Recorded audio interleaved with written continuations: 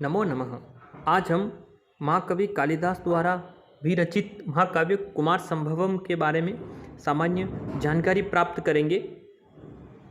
इससे पहले वाली क्लास में हमने पढ़ा था कि कुमार संभवम जो महाकाव्य है वह लघुत्रय में सम्मिलित किया जाता है और इस महाकाव्य में कुल 17 सर्गों में इसकी कथा वस्तु विभाजित है।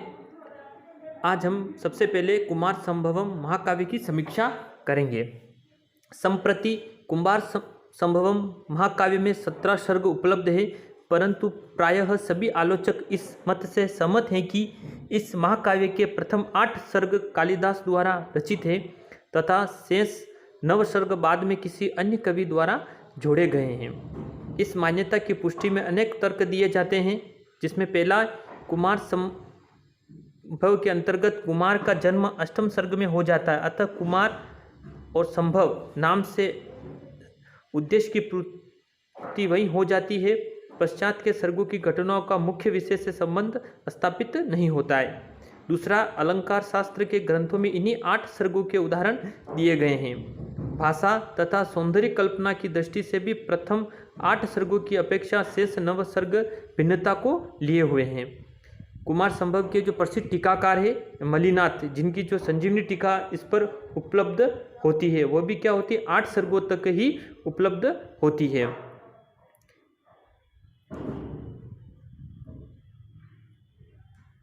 इस तरह से हमें यह देखने को मिल रहा है कि कुमार संभव जो काव्य है उसमें 8 सर्ग ही कालिदास के द्वारा रचित माने जाते हैं। आगे के जो सर्ग है किसी अन्य कवि की रचना मानी जाती है।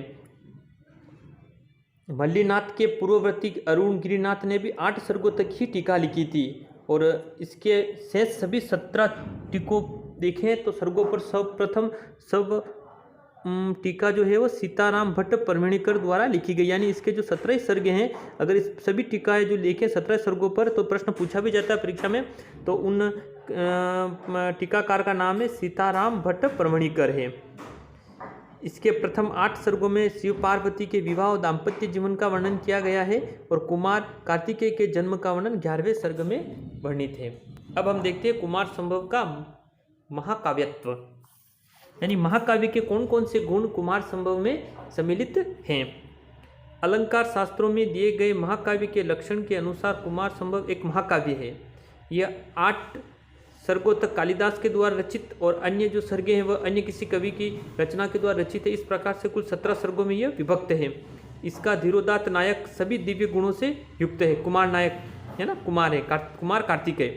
कुमार संभव में श्रृंगार रस प्रधान है, अन्य रस उसके अवयव तथा पोषक रूप में वर्णित है। पुराणों से ली गई इसकी कथा वस्तु ऐतिहासिक है। धर्म और काम इस महाकाव्य का उद्देश्य है।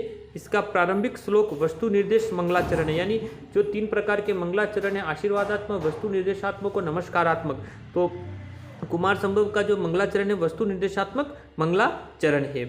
इसके प्रत्येक सर्ग में एक ही छंद है, प्राय सर्ग अंत में भिन्न छंद का समावेश किया गया है। कुमार संभव में वसंत ऋतु का मनोहारी चित्रण प्रस्तुत किया गया है। कथानक का आश्रय हिमालय के होने से प्रकृति का मनोहारी रूप वर्णन का पूर्ण अवकाश है। गंदन मादन पहाड़ का चित्तग्राही तथा उत्प्रेरक वर्णन प्रस्तुत है। शिव और पार्वती के तप तथा उनके विवाह का उदात्त मनोहर वर्णन प्रस्तुत किया गया है। शिव के पुत्र कार्तिकेय की उत्पत्ति का वर्णन है। अतः कुमार संभव महाकाव्य के सभी लक्षणों से युक्त है। दूसरा देखते हैं हम इस कुमार संभव की कथा वस्तु का स्रोत क्या है। कुमार संभव की कथा वस्तु शिव पुराण तथा स्कंद पुराण के कार्तिकेय की कथा से पर्याप्त साम्य रखती है।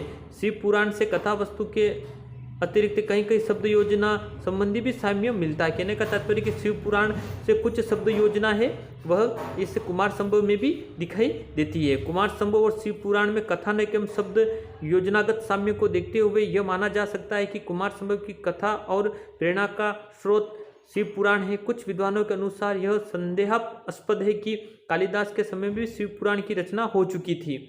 रामायण और महाभारत संस्कृत साहित्य के उपजीवी काव्य माने जाते हैं। कुछ पाश्चात्य तथा भारतीय विद्वान रामायण को ही कुमार संभव का आधार ग्रंथ मानते हैं। इनके अनुसार रामायण के किष्किंधा वर्णन से कुमार संभव के वसंत वर्णन, तारा के विलाप से रति के विलाप तथा रावण वध से तारकासुर के वध के वर्णन की प्रेरणा संभावित है।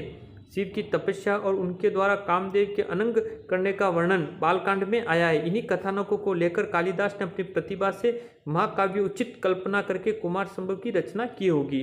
कुछ विद्वान कुमार संभव की रचना का प्रेरणा स्रोत महाभारत को भी मानते। अपेक्षित परिवर्तन तथा परिवर्धन कवि ने किया है। पूर्ण विवेचन के आधार पर शिव पुराण को कुमार संभव का आधार ग्रंथ मानना उचित है। पूर्ण कथानक और भावों की कल्पना का सामंजस्य शिव पुराण से अत्यंत सटीक लगता है। आगे वाली क्लास में हम कुमार संभव का सर्गानुसार कथानक को